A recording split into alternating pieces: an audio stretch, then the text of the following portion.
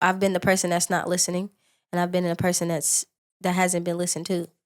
And part of that just comes with being intentional with the person that you with. Like, okay, I'm committed to us growing, so I'm gonna listen because I care about your concerns and I care about how you feel, and I want this to grow. But both people have to be there. This is Sad Boy Radio. What's the word, everybody? Welcome back to Sad Boy Radio. I'm your host, Matt, and today, man, we got a very special guest in the building. You did some modeling for Joe Freshgoods. You previously were managed over by Blvck Wealth Management Group. You performed at Lollapalooza. That's fucking nuts. No. And you recently released your single, Passion. Introduce yourself. I'm Chanelle Tru from the South Side of Chicago. I I'm a singer, rapper, dancer. I would like to say I'm like in a triple threat. I kind of like do everything, but I do everything because I had to do everything. Like learning to do everything on my own. It's kind of pushed me to be very self-made and independent. Why do you feel like you had to do everything on your own? I mean, people taught me things, but for the most part, like having to learn how to do my own hair because I couldn't afford it, doing my own makeup because I couldn't afford people to do my makeup, like choreographing my own dances because I couldn't afford. Like those things are what I'm saying. Like I had to do by myself. You've done it well. Thank I'll you. say that, right? Yeah. I got to tell you this story because the first time I ran across you was at Josh K's performance back in 2022 at the Promontory. Okay. So that was the first time I saw you like perform, and I was like, damn, she's good as fuck. Thank And you. this was like early on in our journey. Mm-hmm. So Damn, time be flying. time be flying. That's what Facts, I'm saying, time bro. be I flying. was thinking about it today, and I'm like, damn, like the fact that shit was 2 years ago now Man, is crazy. it's a long time. Well, it's not a long time, but it'd be feeling like it when you look back. How do you feel like things have changed since then? I'm not gonna lie. Sometimes my thoughts be a blur, but I definitely feel like I'm learning a lot about myself and where I want to be and how to move forward with certain things in my life where I'm not like self-sabotaging. Because I feel like in those years, I was definitely self-sabotaging because I didn't know what to trust and I didn't know like who to trust in certain situations. And that, I've been to therapy since then and working on myself. But a lot has changed because I feel like I'm more self-aware. I'm in therapy. I'm working on myself. I've like put a lot into my career and I'm investing into myself more. So What do you feel like was the moment you realized like I should probably go check out therapy? probably about like 2020, like I was dealing with a lot of anxiety and I learned that I have seasonal depression, like mostly in the wintertime. That's when I'm at my lowest because I guess the sun isn't out.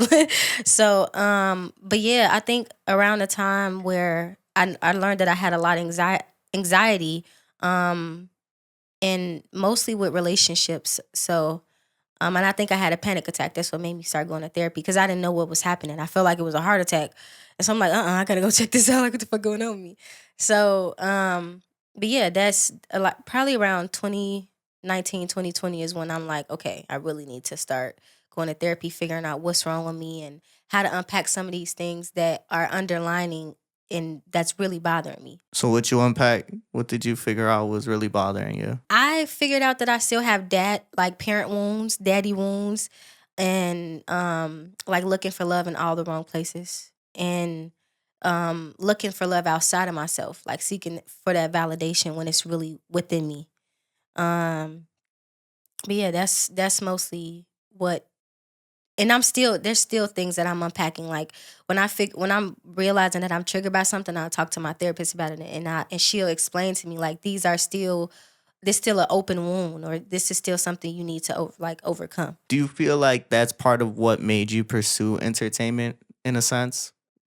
You're looking for that external love from other people? I didn't really think about it like that. When I first started doing music, it was like a way to like therapy, like damn near like therapy, because I would write about how I feel, and I write about if I had a crush, I write about if my dad made me mad, I write about like anything. So it was like a way to express myself.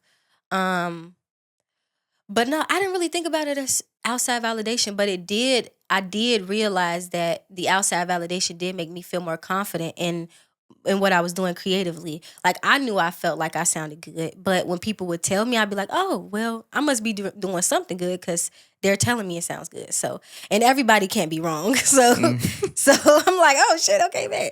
I'm like that." So, I really did start doing music too as an outlet for real. So, and I'm trying to get back to that because I feel like when I was younger, I used to express myself in a different way. Like I used to actually write the music out. I would write poems.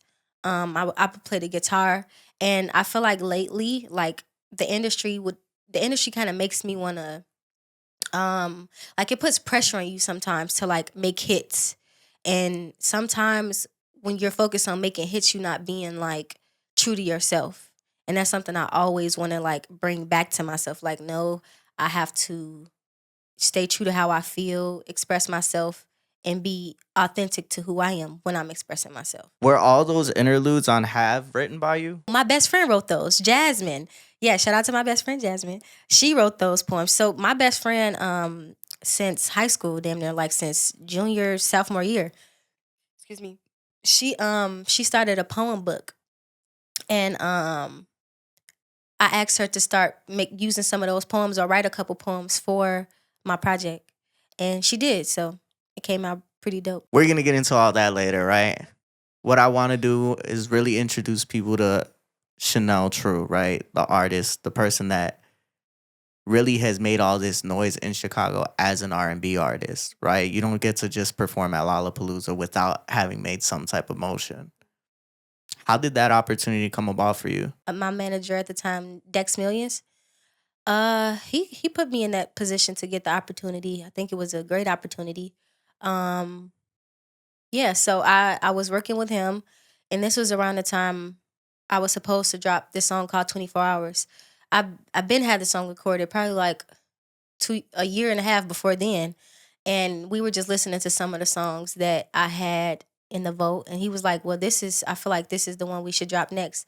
And um before then, after that, after we shot videos and everything, he told me that there's going to be opportunity for Lollapalooza, and he basically was like, "Yeah, you can perform. Like you should do it." And I ended up performing my song called "Face It." It's more of a rap song. I do rap too, but it's another side.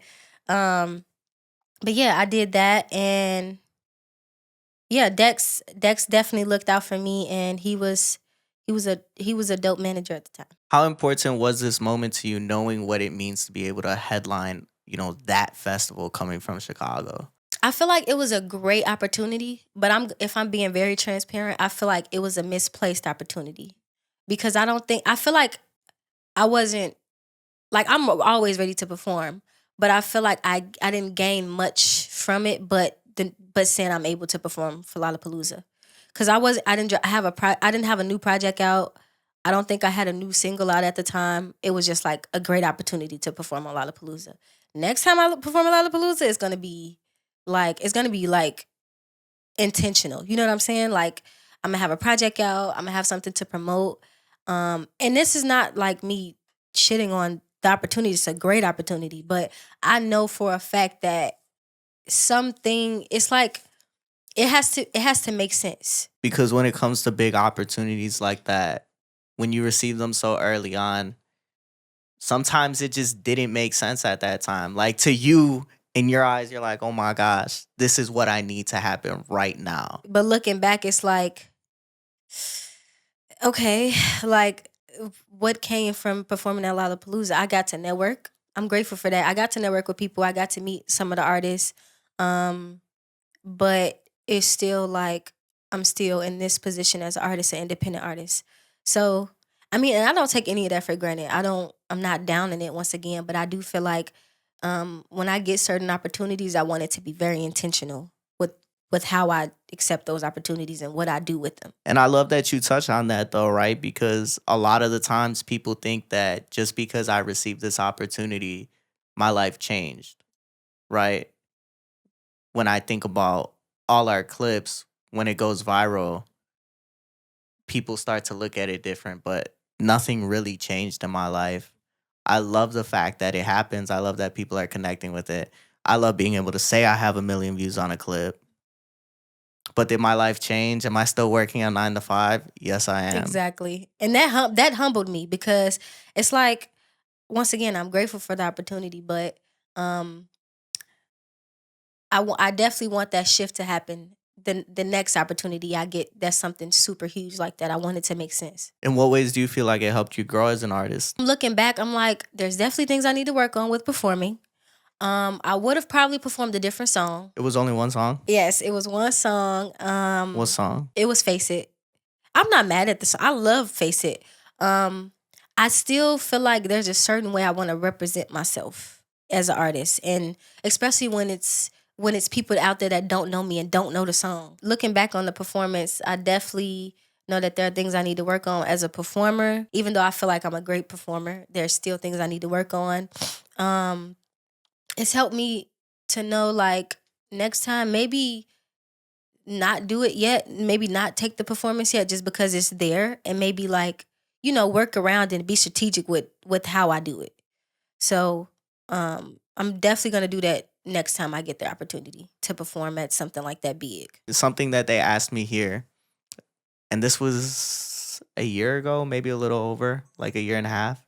They said, if Drake were to walk in and give you an interview today, do you feel like you'd be ready? And of course I said yes. I mean, I still think even back then I was ready to do it. But as you continue to grow and as you move forward in your career, you just notice these little things that change in ways that you develop in that aspect, right? And I think that the way that we sit down with people, the way that we guide conversations, although it's similar to what it was a year ago, it still changes on a daily basis. You know what I'm saying? And you learn new things as you go. So even developing yourself as a person, it's like you may approach the interview a different way than you would have did back then. I still would do the same shit. Really? Yeah, the same shit I said last time they asked me. I'm like, nah, I definitely would do it the same way. I feel that. But the funny thing is sometimes I feel like, especially recently, I just haven't had the time to really sit down and write down these things that I want to evaluate in my life. Like, I think about it all the time. But when you sit down and really write it out and look at it and say, like, this is what I want, this is where I want to be, and these are the things that I know I need to fix, that's when it becomes real, and that's when you really push forward. You and your manifestation.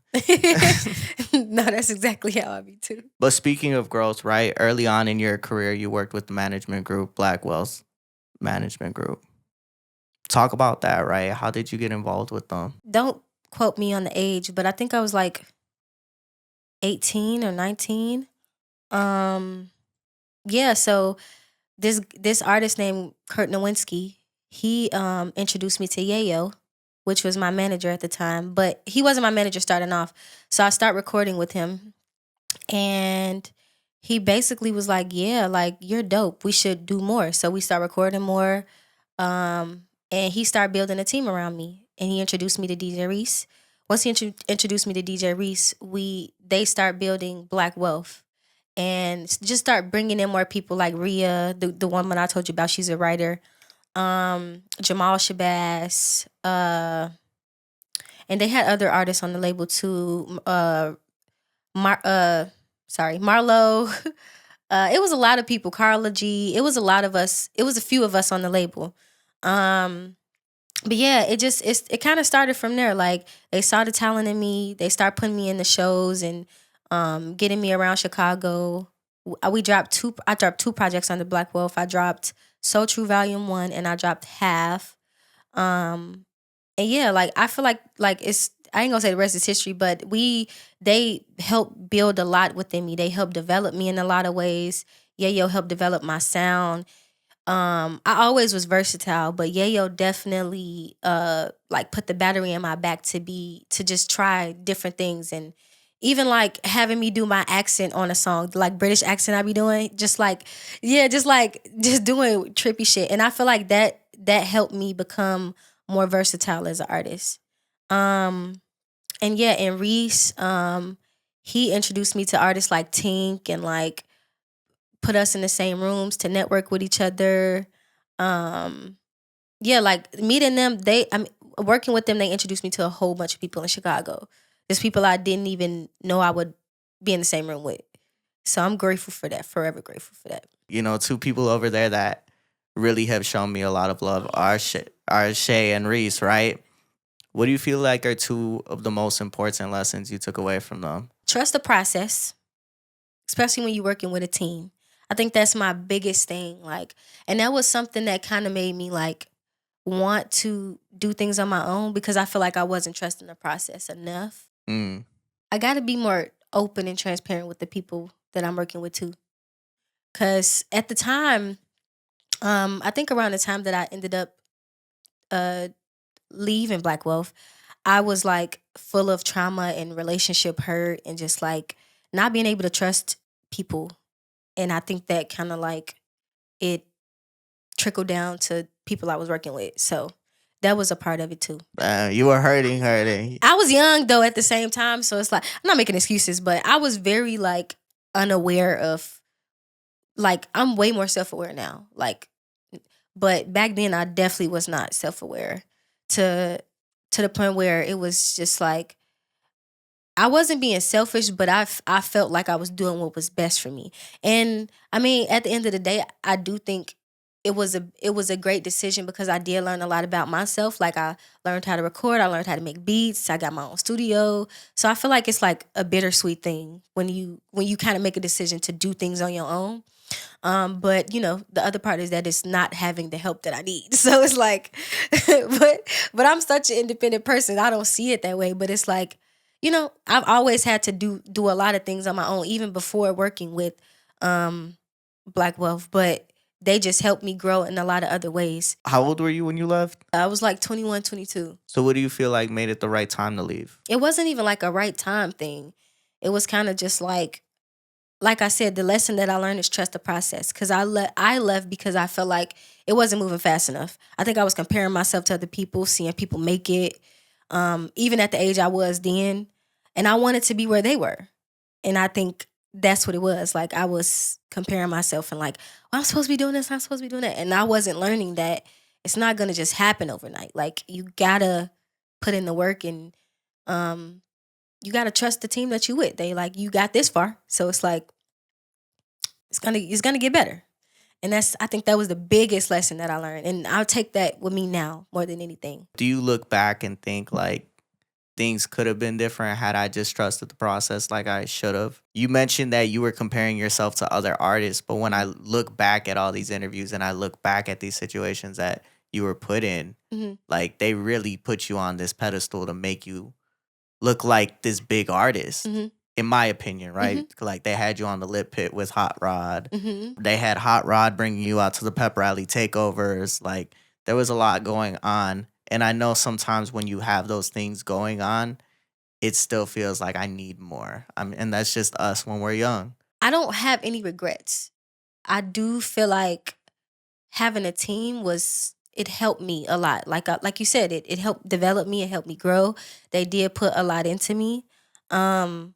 But I do feel like there was a certain level of independence that I needed to learn on my own too. Like I said, I learned how to record myself. In the midst of that, it was great things that I learned about myself and other great opportunities that I still have been able to get. So, I don't know. I feel like I can't say I would have been further or not. I don't know, but I'm still grateful for the experience, and I don't regret it. You spent a major part of your life with them, right? In your early or your late teens, your early 20s. These are formative years. These are years that you really shape. Fuck, 3, 2, 1. These are years that you really shape your identity as a person. Like these are the years people go to college. This is the years I was in college. And I tried to go to college, but music was more important, honestly. With that being said, these are the years that really shape you into the person that you become. You form an identity that maybe you don't correlate with who that person was when you were 18, 19, 20. But this set the foundation for who you would become. I also feel like because I was super young, I was you know how, I don't know how to describe it, but it's like you kind of just I kind of was just letting them do what they were supposed to do for me. And I trusted them, but it was like also another reason why I decided to step away is just because I feel like, for one, I wasn't trusting the process. I wanted to be further, but I also felt like I needed to gain some type of independence and understand what I'm feeling and who I am. And it was just a lot of shit going on at the time, like heartbreak, a lot of shit. So yeah, within that, that's when I started going to therapy and learning more about myself and learning what triggers I have and what wounds I still have. So a lot of that it was like a it was like a domino effect, damn near. So, in what ways did you see yourself grow as a person with all that self discovery? I'm learning more to trust the process. Definitely done comparing myself. Um, uh, when working with people, I'm learning to be more transparent, open about how I feel, not scared to express my feelings. Um, I've learned a lot. Just more self-aware, and not to the point where it's toxic, like beating myself down or anything like that, but definitely more self-aware of my actions and how I feel with certain things, and being more open to express that. What do you feel like it was that made you so scared to trust all these people? Betrayal. Like, oh my God, betrayal. Like I was getting cheated on. It was friends snaking me out for niggas just over dumb shit. Like it was back to back betrayal. And then it start altering my mind on like who I can trust. Because like of course these people are close to me. So it's like they're snaking me out or they're doing shit to me. And it's like, damn, who else like that? I was getting PTSD like with relationships. And so and then that was also around the time where I was in a relationship with another artist, and like I guess our relationship was at its highest peak, or like people were like everybody was tuning into it or whatever. And yeah, it was a lot of I had to like I had to really release a lot of trauma from that situation. Not just that situation, but like I said, friends, um just doing doing shit that I wouldn't expect them to do. And these also are some of my friends since high school. So it was like, damn, who can I really trust? The artist was cheating? We were young. Yeah, we were young. Bro, you Yeah. know I had to ask it. Yeah. I mean, yeah, that happened. You know what? I've been in the same position, not the cheating position, but I remember around the time I started this, I was really going through it with the fact of like, who's really in my corner? Who can I trust? Right. And going through that at that age, 2021, you're really trying to figure out, like, not only do I got to figure out me, but now I got to figure out who's got my back type shit. Exactly. And that sprinkled in over the years, really trying to build relationships, but not wanting to get close to people because you understand the fact that these people that I was supposed to be able to trust did me like this. That's why I started going to therapy too, though, because I learned that, okay, these people are not, like, everybody's not the same, though. So you got to low key, you got to give everybody a fair chance. And that's something I wasn't trying to do. I was like, I don't know you, I don't trust you. Like, and that's not healthy. It's not healthy, especially like, because I had such a big heart, and I think that the trauma and heartbreak that I experienced kind of changed me a little bit. It low key did for a while, but I'm back to myself. But it low key did kind of change me a little bit. I felt like I wasn't hurting people, but I definitely wasn't letting them in. And when you have a big heart, you just have to be cautious with who you give it to. You can't like, you don't have to change who you are, but just be cautious with who you give your heart to, because people will play and people will stump on that bitch and take advantage. So, Man, honestly, just building relationships with people is difficult because even if you're not intentionally hurting somebody, even not letting them in hurts them emotionally, right? So you can already set these standards, you could set these boundaries. And even if you've set this, you have to accept that you can be the villain in their story. I'm pretty sure I've been the villain in some people's story. Not proud of it at all. I think that's the hardest part about the communication aspect, right? Is the fact that you have to be willing to accept that somebody else's emotions are valid, even if it seems so fucking crazy why they're upset or, X, whatever, right? I can't even think. But even if their reason just doesn't make sense to you, to them, it makes sense. Right. So it's like, now I gotta validate your feelings, even though I don't even believe why you're fucking angry or Facts. hurt. I feel It'd it. be weird out here, Yeah. right? With growth comes being uncomfortable. Growing, yes, you're able to build on these characteristics that you love about yourself. But to get to that point, you have to dig and uncover the ugly parts you don't like about yourself. Yeah, it's called shadow work. The uncomfortable truths, right? Yeah. I actually don't know what the fuck shadow work is. So That's exactly what you're the explaining. psychology major don't know shadow work.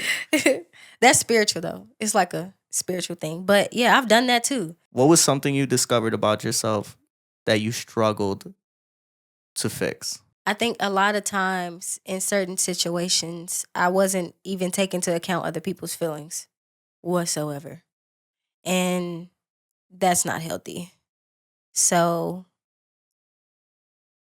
yeah, I feel like even though I have a big heart, and uh, I think that I have been selfish in a lot of ways because once again, when you're building relationships with people, you have to take into account their feelings too and everything. And I wasn't doing that sometimes. Where do you feel like that selfishness stemmed from? I don't know. Probably used to get in my way. That's probably what it stemmed from.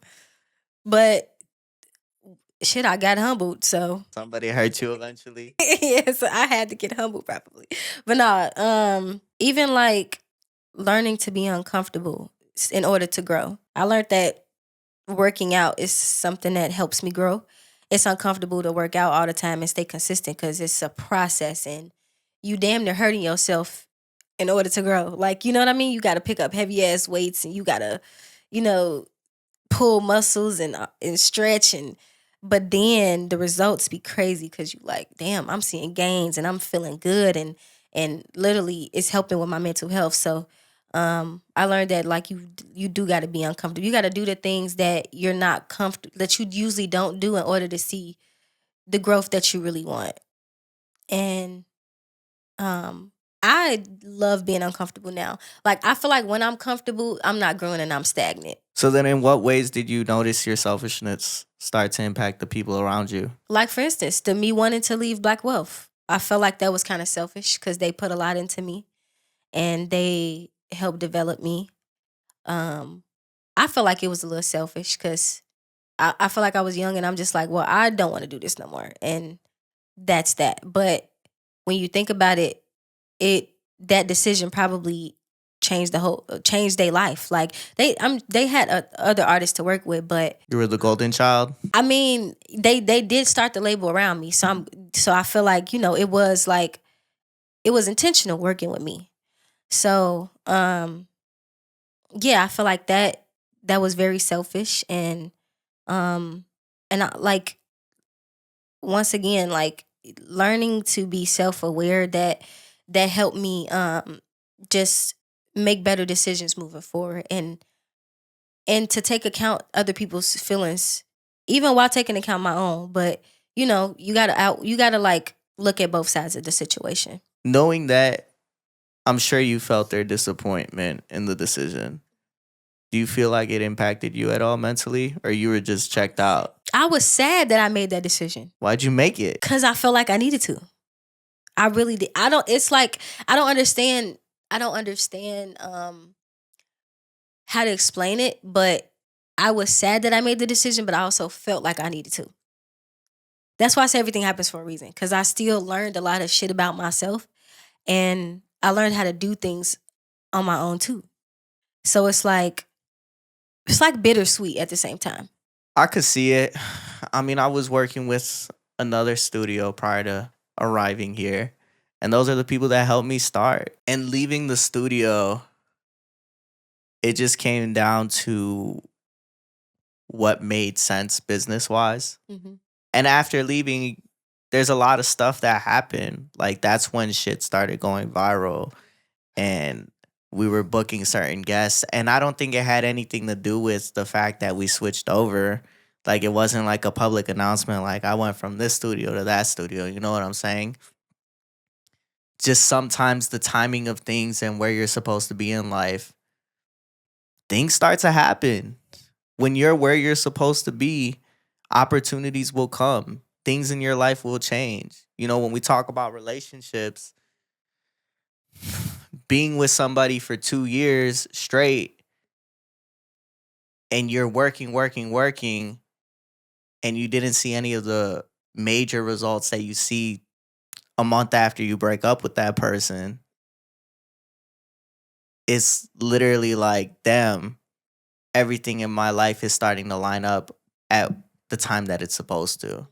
And it's not to say that that person Was wasn't meant holding you to. back or Yeah, it's something. not to say that that person wasn't meant to be in my life Hmm. or that they were holding me back from where I'm supposed to be. But it's This is literally just the just journey that I'm going on right now. literally. And that's how I look at it too. I feel like even though I was sad I made the decision, it was other things too that, that played parts into me wanting to make the decision. Not just me comparing myself and wanting to be further. It was other things too. But I truly feel like I don't regret it because it put me where I'm supposed to be now. And I don't know what the future holds. Who's to say one day I could sign the Black Wealth and it'd be a great thing. And they're still like family to me. So it's like we still have that relationship with each other and I still love them. So I feel like everything happens for a reason. And I don't regret it because I've learned a lot about myself. I've I've like I ain't gonna say mastered skills, but I've learned new skills that has helped me grow with learning how to record myself, playing the guitar, making beats. Like those things helped shape me into a way better artist. Something you mentioned earlier was the fact that you had to learn to deal with anxiety. Still learning. Still learning. Anxiety and depression. And when I talked about those things that you learn in your 20s, those were those things for me. Having to understand that the ways my anxiety is impacting me. How long have I had this really? You know, because growing up, you don't know what that is. You just feel certain emotions, and one day you learn, oh, so this is why I feel this way all the time, you know? How have you noticed your anxiety impact you in your day to day life? If I don't have a set routine every day, I will spiral. Like literally, if I don't have a set routine to work out, cook, do what I need to do, make music, if I don't do any of that throughout the day, I'll get hella anxiety. Like, and then I'll be trying to scramble and do the things that I'm trying to do, and it's just not a healthy thing. So sometimes I have to just sit and meditate and clear my head um so that I won't spiral. And then also writing things down that's helped me too. But yeah, just like most of my anxiety comes from thinking about the future and where I really want to be in my life and feeling like I'm on a timeline, like with my age and like who I'm supposed to be as an artist. And that's where I ain't gonna lie, that's where most of my anxiety comes from. But also with relationships too. But like if I'm by myself, most of my anxiety comes from just like me wanting to be further in my life. And then that's when I have to remind myself to trust the process. That's my biggest fucking lesson in life. You Like gotta write that on your I wall. really do. Like I really do. Or just to get it tatted or something like that. But yeah, that's my biggest thing. Like to trust the process and to know that it's gonna happen. It's just a matter of when. And that I shouldn't rush things because I want to be further when I really need to be ready and prepared for when that time comes. What is it you feel like you're racing against? Time. But what? What about time? So I'm gonna tell you where this stems from. Okay. So my grandma died of cancer and she used to smoke cigarettes, so she died of lung cancer. I witnessed that because we found out she had cancer in her third stage. And after that, I don't know. Oh my God, let me not get emotional. But after that, I was like, I don't want, like, I don't know if my grandma was fulfilled. And that's something I don't want to, like, I don't want to leave the earth and not be fulfilled, like, with everything that I want to do. And so I be feeling like I'm racing against time because of that. What do you feel like is going to make you feel fulfilled? Having the success that I want, being able to take care of my family, creating my own family, and seeing my family thrive and like do their best too. 'Cause that's another thing. Like when you become super self-aware and you have that like spiritual awakening, you start wanting to fix everybody. And like, oh my God, cause you be seeing their potential now. You like, okay, do this, do that, because I know it works for me. So do this. But they have to want it for themselves. And that's something, it's not a burden, but that's definitely something that I had to also let go of. Like, this is my family's journey, my mom, my brother, my nephews. This is all their own journey. And they have to, like, I can tell them what I've learned, but they also gonna have to want to do better. I remember when I got really skinny like 4 years ago. Like I was in my fitness era during COVID. And I remember feeling some type of way because I wanted my family to take care of themselves the way I was taking care of myself. Yes. And because they weren't doing that, I felt like, well, why don't you want more for yourself? Oh my God, you get me. And I've always felt that. I've always felt that way in the sense that I've always been a pretty ambitious person. I was always the person that, even if I wasn't the smartest, I worked really hard to get what I wanted and to reach the points that I needed to. And I think that that's why my idea of what's going to fulfill me changes so much. When I first started this, I wanted the recognition. I always wanted to be famous. I always loved music. When I was younger, I wanted to do something with music. And that just wasn't in the cards. So when I got to college, I even took music theory. I sucked at music theory. I should have failed that class. I cut a deal with my professor to give me a B as long as I like tried my best. Wow. That man, he was foreign as fuck. That man was fresh off the boat. But he gave me that B. I emailed him. I'm like, yo, you remember that deal we made? Real one. Because if that was one of my students, I would have been like. But going back to it, when it came to fulfillment, I wanted fame. I wanted recognition. I wanted people to really recognize me. And I still want that. If I didn't want that, I wouldn't be running a whole platform. But I want to be able to really share this music. I want to be able to share people's stories. And I want people to watch these and really take away something from the artist and who you're listening to, right? Because I could be every other platform. I could ask you about your favorite color and why you started music and, you know, who hurt you. But it's not about the what happened. It's about what did you gain from that? What did you learn about that? You know? So when it comes to my fulfillment, that's one of those things I got to sit down and write down and figure out like how bad do I want something and where do I want it to go at this point. I love that. But as far as your fulfillment, you're afraid of death, low key. Damn, I am. Oh, excuse me.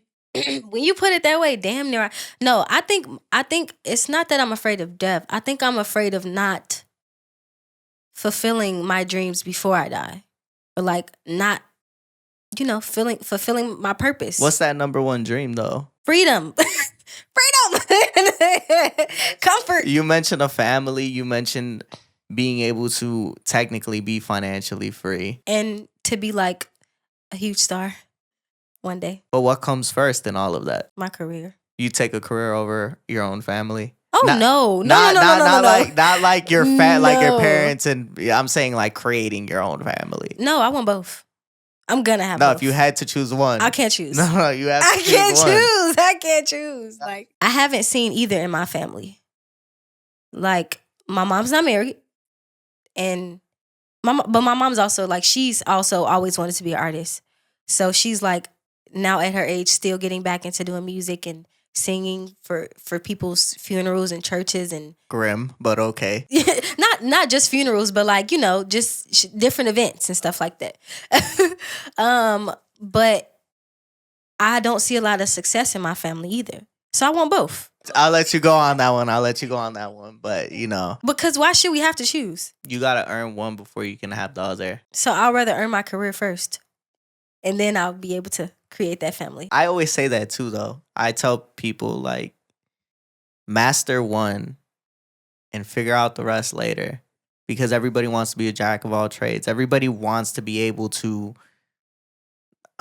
This all came to mind. I'm no shots at you, but they want to be the number one dancer, and they want to be the number one singer, and they want to be the number one producer, and they want to be the number one content creator. Content creation goes into all of that, but you can't be number one at these things if you didn't put in any time or effort to master it. And you can't master them all at once. So with that being said, right, chasing a career and chasing a family, chasing a relationship, I tried to do both. I failed. So which one would you choose? Which one did I choose? Which one would you? Well, yeah, did you choose? Which one did I choose? We're looking at it right now. Okay. So you don't feel like you could do both right now? Successfully, both? No, I don't think so. Is it because you work too much? Let me break this down, right? That's sad to say considering everything that I had to go through last year and really evaluate and sit down and think like, damn, if I had just done this, if I had just given a little bit more time here, if I had just acknowledged these feelings here. And it's not that I didn't do that. It's that sometimes that takes a little more work than just saying, hey, I see you, I understand what you're saying, and going right back to doing exactly what we were doing, right? It takes the action afterwards. I could have done that better, but I didn't. And that's due to the fact of everything that had happened before. I don't feel like I felt seen and heard. So because I didn't feel seen and heard, I was still hurt about that. And because of that, we just kept going back and forth of not listening to each other. Now, what happened was I threw myself into the podcast. It's your way of healing. If I'm not enough here, if I'm not enough in this relationship, I'll be enough in the podcast. People come and they love these conversations. They love sitting down with me and really figuring out like, well, what's going on with me? People love when they see the clips and it does 1 million and 100,000 and everybody, you know, it's a sensation that it feels amazing when it first happens and then eventually like you get used to it. So you get used to that and everything crashed at once.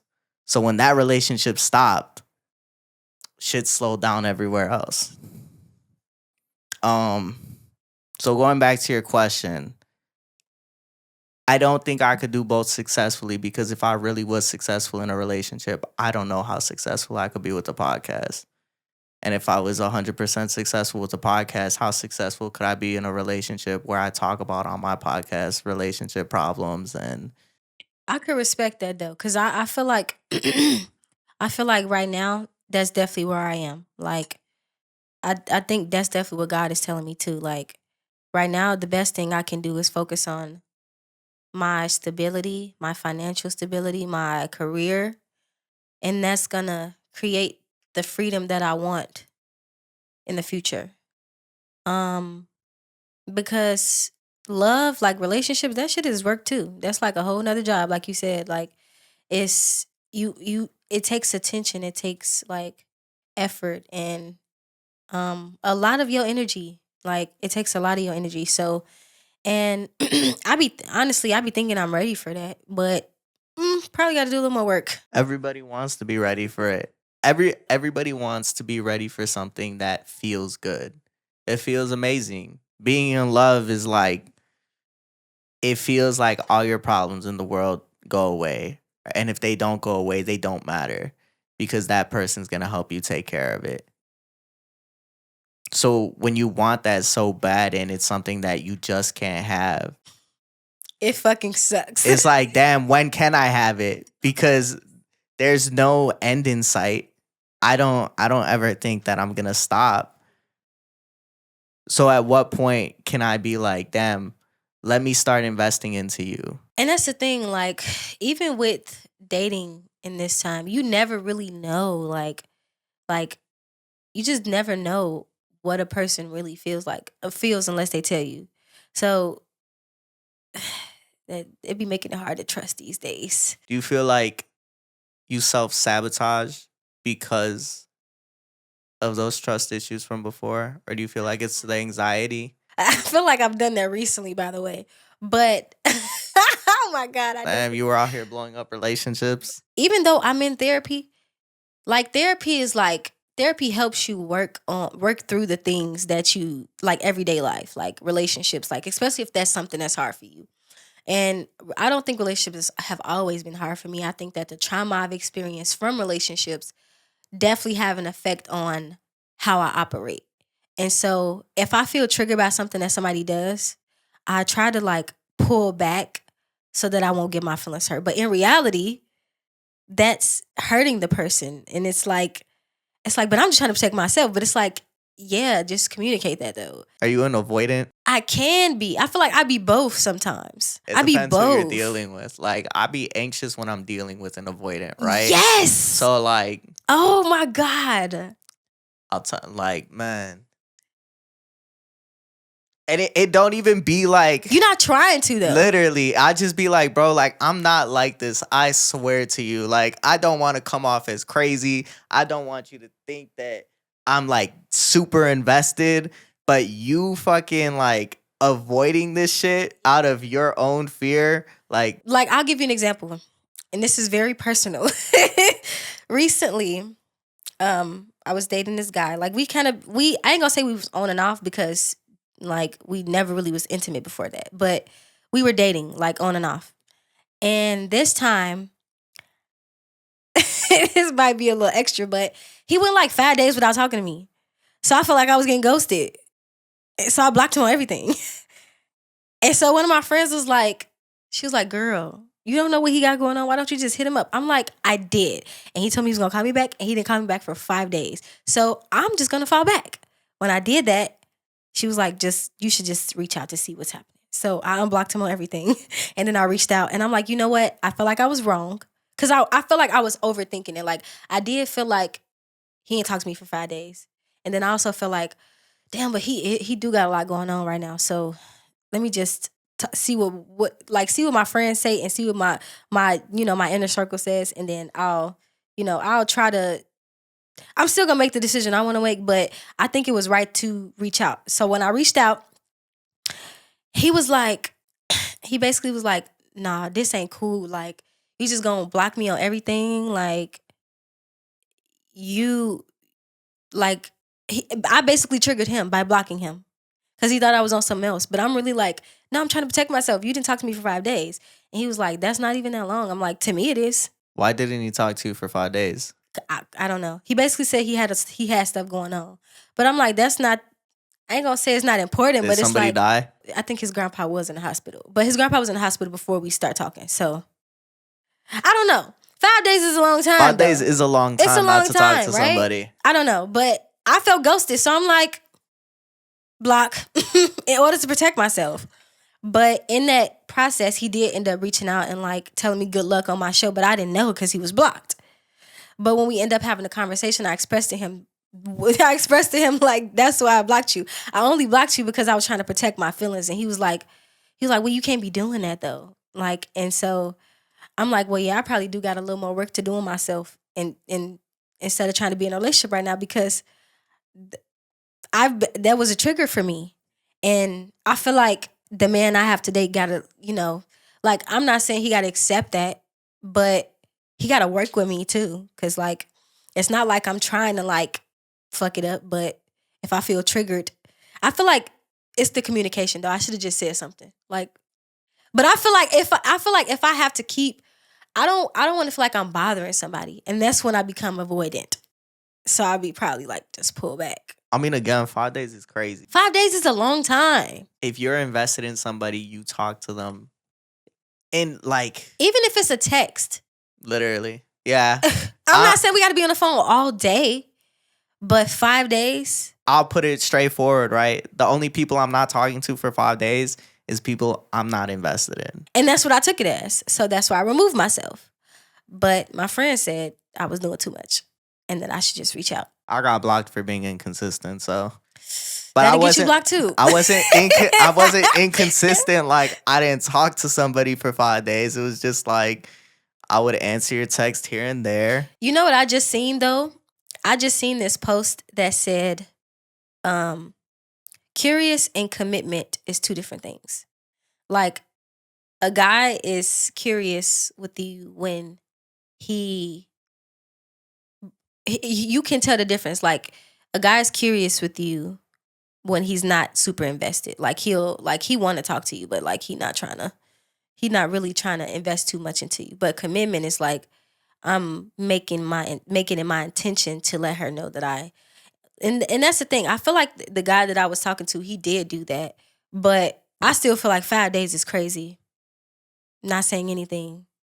I feel like, for one, it's like I'm not scared of rejection, but once I feel rejected, you don't got to worry about me ever again. Like, ever in your life. I was going to say, to the point of the curious and commitment, I feel like with girls, it's not even curiosity and commitment. It's just like attention and commitment. Like, a lot of people just want attention. A lot of people just want somebody that will entertain them and ask them about their day. And it's not even just girls, it's guys too, right? Affection feels good. Yeah. Having somebody that pays attention to you. But that's the fucked up part about it though, because it be happening to people that actually want a relationship. But that's how you accidentally end up in a relationship. Situationships. Dealing with these situationships, it really goes back to have, right? Hate to love. Oh my God. Yes. What was the significance behind the title of this project? It was kind of toxic. So it's like, I hate you, but I love you at the same time. And not necessarily like hate, but you know, like when you're in a toxic relationship, that's kind of what it consists of, like hate and love. Girls only say I hate you to the guys that they love. Shout out Big Sean. That's low key true, but I don't like saying that word. But yeah, I feel like that's exactly what the relationship I was in at the time consisted of. It was like we was into it a lot, and then we was making up a lot, and then we was into it, and then we was making up, and I was tired of that. How was it you described this project? So the storyline of this project was basically falling in love with someone to fall out of love with them. In what ways did this project mirror your actual love life at the time? It mirrored everything in the relationship. Like I said, there were ups and downs. Like, I learned a lot from being in that relationship with that person. There were also toxic times where we was into it. Infidelity, like, it's a lot of that I'm talking about in the project mirrored the relationship. Do you feel like it made you hate love, this relationship? No, that didn't. It definitely made me more guarded and scared to give my heart to somebody else though.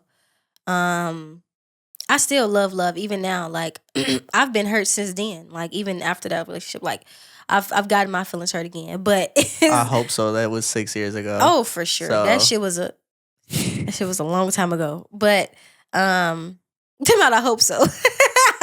But yeah, I mean, you grow and you learn. I was young as fuck at the time, like way older now, learn way more. But yeah, and that's why it's time to drop another project, because that should not be the last thing.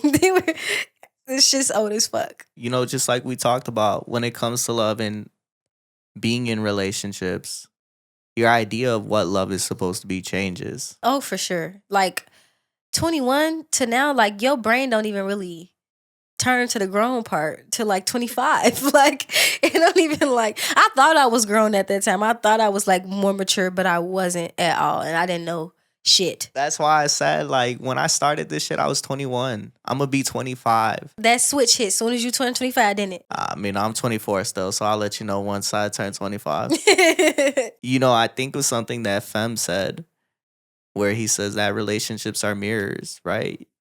You give to somebody what they give you. And even though relationships aren't transactional, you still see the same person that, man, like when you're in a toxic relationship, if you have so much hate for the person in front of you, it's probably because you also don't like parts of yourself. The same parts of yourself that you're giving to this person that makes them the way that you are with you. Mm-hmm. It's a mirror. And I've never really sat down and analyzed it like that. I've never really sat down and been like, man, did I not like this part about myself? And maybe there were parts where I'm like, damn, like, why do I gotta be this person with you? Why do I have to feel like this? There was a tweet I saw the other day, and it said, my therapist said that I only miss the person when I'm sad because those are the feelings I felt with them throughout the relationship.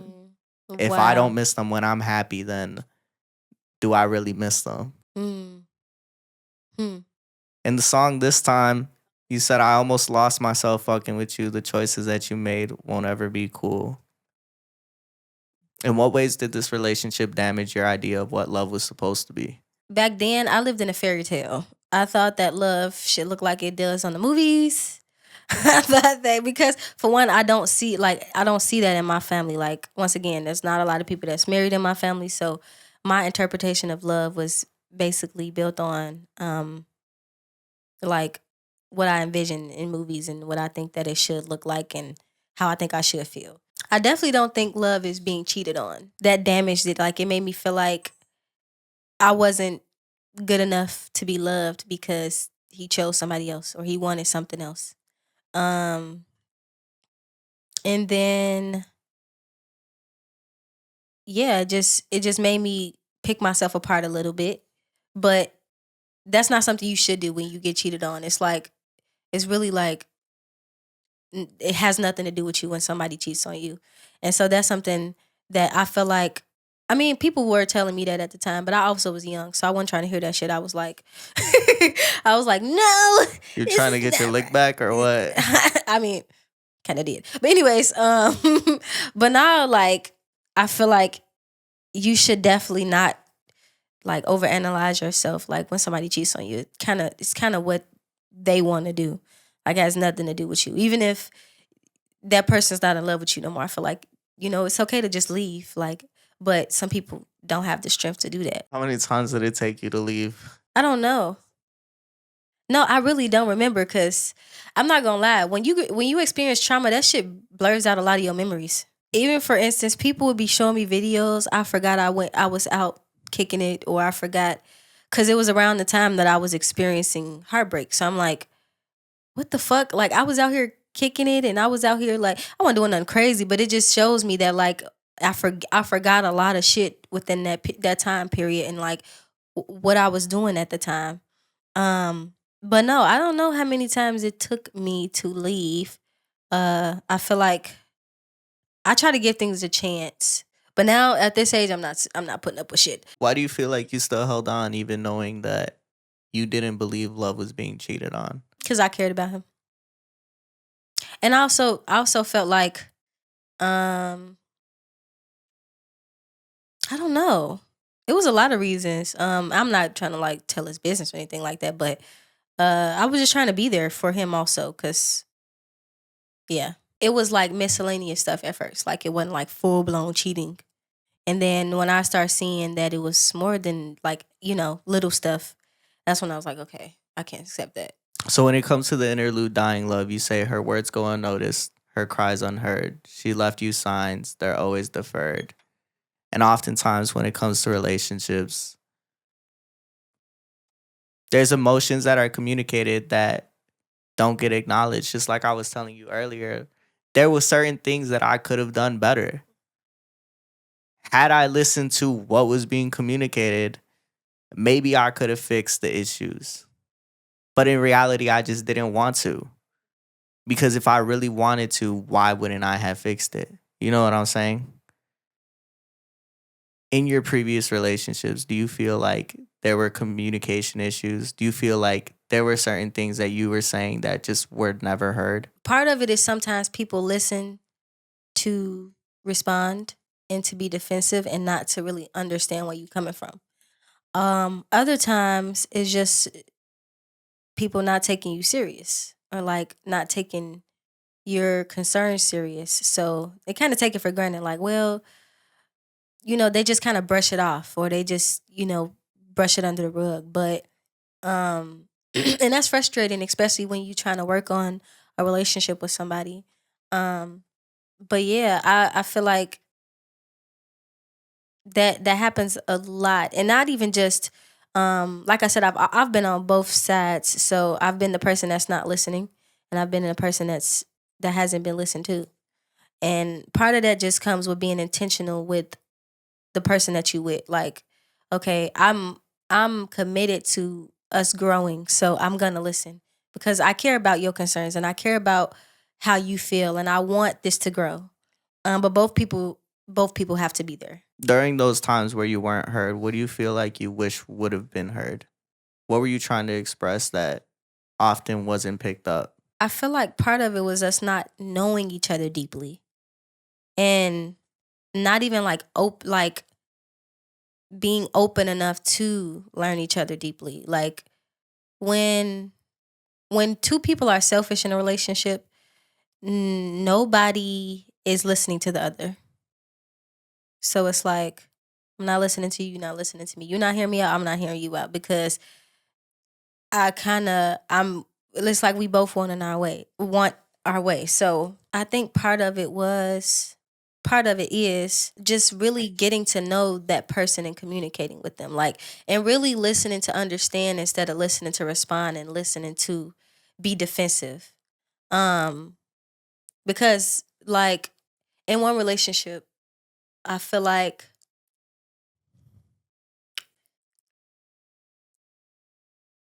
when you say something to a person or like you express your concerns to them, they take it as a jab, but it's not really that. It's like for one, I'm never going to beat you down, but it's like I'm telling you this because I love you and I want this to work and I want it to change.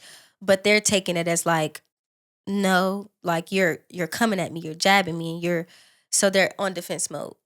But and like I said, that comes with really getting to know the person that you're dating. Like you kind of you gotta understand I'm not against you. We're against the problem. Like we're in this together. It's not us against each other. It's us against the problem. And I feel like in some relationships, like for me, for instance, for one of my relationships, I feel like that was kind of the biggest issue. Like us getting into it or us arguing about something and not being able to come to agreement because that person feel like I'm against them when I'm not. I'm just trying to express to you how I feel and you're taking it as I'm coming at you. Most people aren't taught healthy communication. Most people aren't taught how to problem solve and to understand that, like you said, it's us against the problem. It's not me versus you. And when you find yourself explaining that to somebody, they're so caught up in their own way. They're so caught up in, Being right. I don't even want to say being right, but what was normal to them. Exactly. What did you grow up seeing in your household? So yeah, I get that. I'm proud of you. Thank you. You sound like you've come a long way. I'm learning. I feel like don't get me wrong. I still have things that I'm working on. I still have um traumas that I'm unfolding and getting over, but I'm very self-aware and I do the work, clearly. But also for somebody that it says, I've never seen a healthy love. That wasn't something that I was able to view growing up. You've done the work to hopefully one day have that love that you seek. So shout out to you for real. Thank you. Thank you. Thank you. Even after you've done all this work to heal, there's still parts of you that are left with that memory of that person. In the song Slip Away, you say memories fade, times have changed, and I know we can't get that back. Thoughts I've erased, don't want to retrace none of the steps we once took. I actually like that song. That's my favorite song Thank off you. that I used to project. love that song. I still do. I used to love that song. It's crazy. It's just I feel like I'm not attached to those songs anymore because that was a different part of me. So What was it you were still holding on to when you spoke about these memories at that time? the potential of what I thought it could be, like literally just like, but I know if we do this, it could be better. If I know if this person will stop doing this, it could be better. If I know if I work on this, it could be better, when it's just not meant. And that's what I was holding on to, just like the potential of what I wanted it to be. When did you realize this was something you needed to let go of for good? When I felt more at peace being away from that person. It's probably when I knew I'm like, this ain't it. I'm trying to get away. That's probably when I felt like, yeah, um, I'm more happy being by myself, or like more happy being away from this person. I kind of gotta separate myself. Giving me flashbacks. I've Oh heard these no. conversations. Oh no. But Yeah. you know, these are things that you got to go through, and these are the lessons that you have to learn when it comes to love. Mm-hmm. Sometimes people aren't meant to be together, Mm. and Yeah. and it's not that I didn't try or you didn't try. It's Mm-hmm. just that this didn't work. Yeah. Unfortunately, fortunately, however you look at it, right? Fortunately. But I love the fact that you talk about you can't build on potential. A lot of the times we hold on to stuff because we're afraid of letting go of what we thought something could be. And instead of letting go and making sure that we don't hurt ourselves, we continue to hold on and poison the water that we're drinking. That's a pattern we got to get out of. Because when you think about it, like, if you, either way it go, it's gonna crash and burn. So you'd rather kind of like stop it before the fire takes down everything. So this is a thought I haven't perfected yet because I was just spitballing yesterday. And so it might come out really bad. Take your time.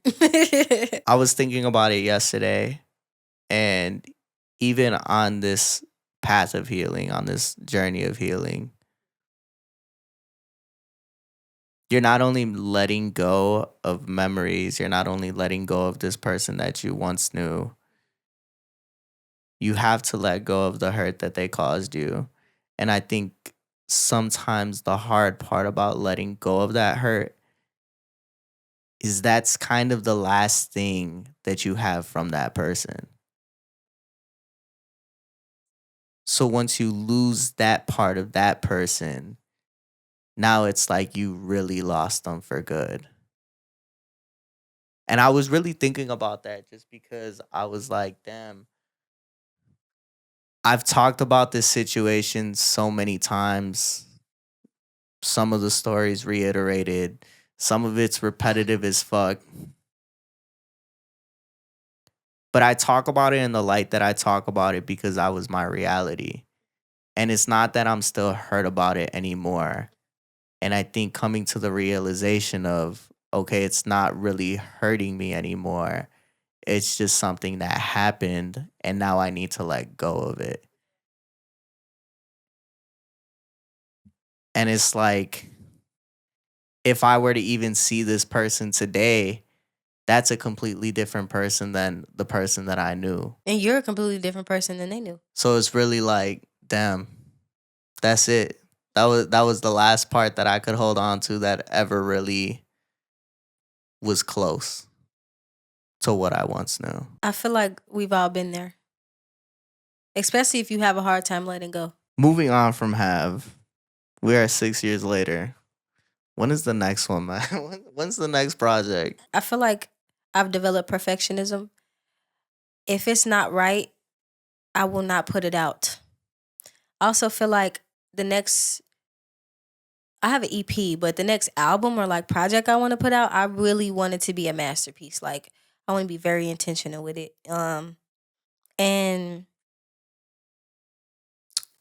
I want it to be solid and I want it. And my sound is pretty much developed, I feel like, and I could have dropped plenty of projects. I have hella music, but I feel like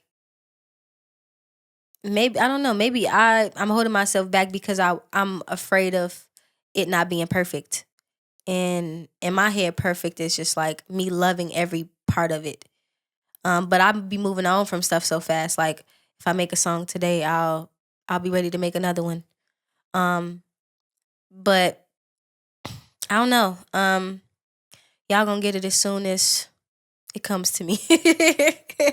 But the EP's coming soon. You got a date for it? I don't have a date, but it'll be this year. So with that being said, right? 6 years since the project, 6 years since you were taking label meetings. What do you feel like it's gonna take for you to reach the parts of this dream that you always talked about? Having a hit record, going on tour. I just got to keep working. I think that I'm definitely it's gonna take me to have a solid team. Um, it's gonna take consistency and discipline and a vision. Um, and the music too. Like if I know if I stay consistent and I'm putting out the music that I need to be putting out and it's quality and it's good, that it's gonna do something. I mean, I think you're an amazing artist. Like I said, when I seen you perform, I was like, damn, I definitely got to sit down with her. And, that's 3 years later now. Why do you feel like you've lacked the consistency when it comes to the drops in music? Perfectionism. Yeah, perfectionism is like a gift and a curse. Because you kind of stand in your own way. It's like analysis paralysis. Like you start over analyzing everything and then you kind of want to make the best decision, so you don't make a decision. It's not healthy. But I feel like I'm getting out of that. Like that's why I want to drop this project called Not Too Much. It's an EP. And it's basically like it's kind of for me, like you know how people like not too much on me?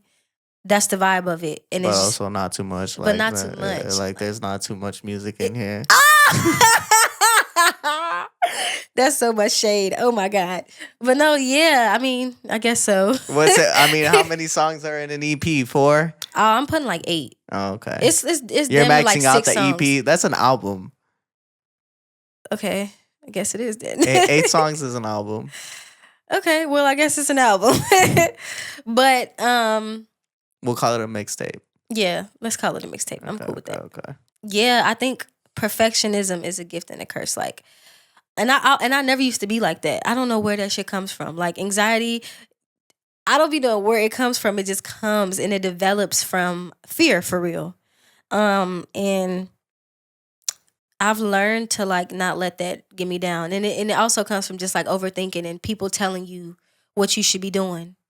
Like, you should be doing this, you should be doing that. And then I'm like, okay, I want to make the right decision. But if I feel like I'm not making the right decision, I won't make a decision. And so that's kind of what perfectionism is.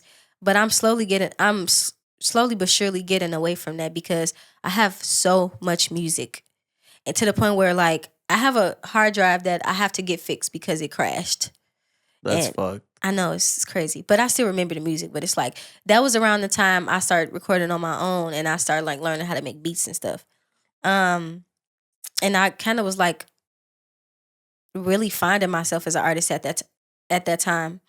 But the music is coming for sure. Like I'm not holding back anymore. 2025, we're holding ourselves accountable. We are, for sure. What do you want to see out of Chanelle in this upcoming year? I want to see my most confident self.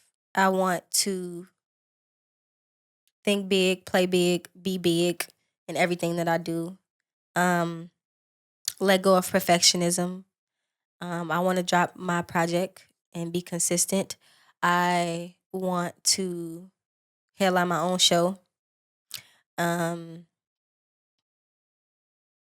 want to open up for another big artist this year. And when I headline my own show, I want to sell it out too. Like, I don't know where yet. Probably like Shubas. Reggie's, Promontory, like one of those places. And I just really want to like stay consistent and do what I say I'm gonna do this year, and like not let perfectionism get the best of me. Because really, that shit is fear, and I don't subscribe to that anymore. I'm gonna hold you accountable. Okay, I'm cool with that. You got anything you want to plug? Yes, you guys go check out Passion. That's the latest single I just dropped on Valentine's Day for all the lovers that are slightly toxic. Yeah, I was gonna say that shit toxic as fuck. Go check it out. Love you guys. Make sure you guys go ahead, check out Chanelle Tru. Make sure you go ahead, like, comment, and subscribe. Sad Boys for real. Peace out. This is Sad Boy Radio.